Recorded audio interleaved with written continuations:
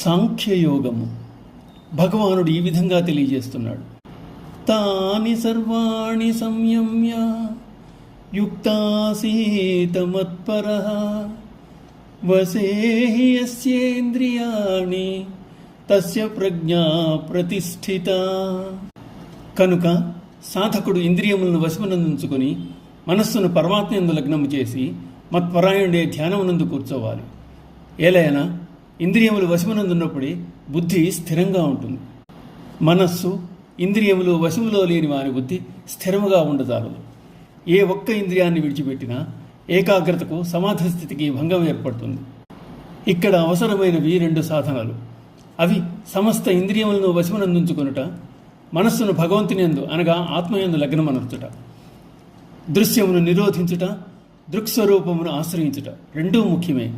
2వ దానికి ఆత్మయందు నిలకడ అవసరం. శ్రీకృష్ణుడు మత్పరః అని అన్నప్పుడు ఆత్మయందు అని గ్రహించాలి. మన హృదయములందు శ్రీకృష్ణ పరమాత్మ దివ్యమంగళ విగ్రహం నిండి ఉంది. క్రమంగా భగవానుడు ఆత్మరూపమును తమయందే కలడని అర్థమైనప్పుడు దృష్టి ద్వైతము నుండి అద్వైతమునకు, సగుణము నుండి నిర్గుణమునకు మారగలదు.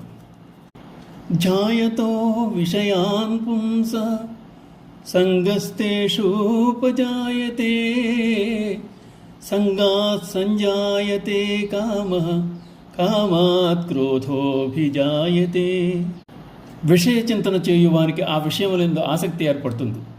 ఆ ఆసక్తి వలన విషయం పొందవలనన్న కోరిక తీరినప్పుడు క్రోధము సంభవిస్తాయి. విషయ చింతన అనేది ఎంత అనర్థములకు దారితీస్తుందో చెప్పబడుతోంది.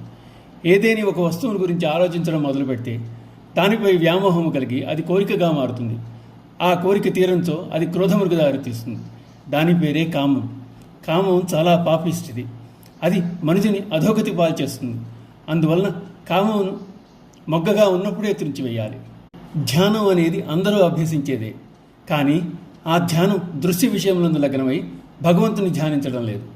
ఇదే భేదం. ధ్యానమునకు అవసరమైంది ఏకాగ్రత, విషయభోగములపై అనాసక్తత.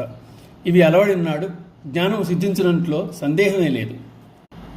ఓం నమో భగవతే వాసుదేవాయ.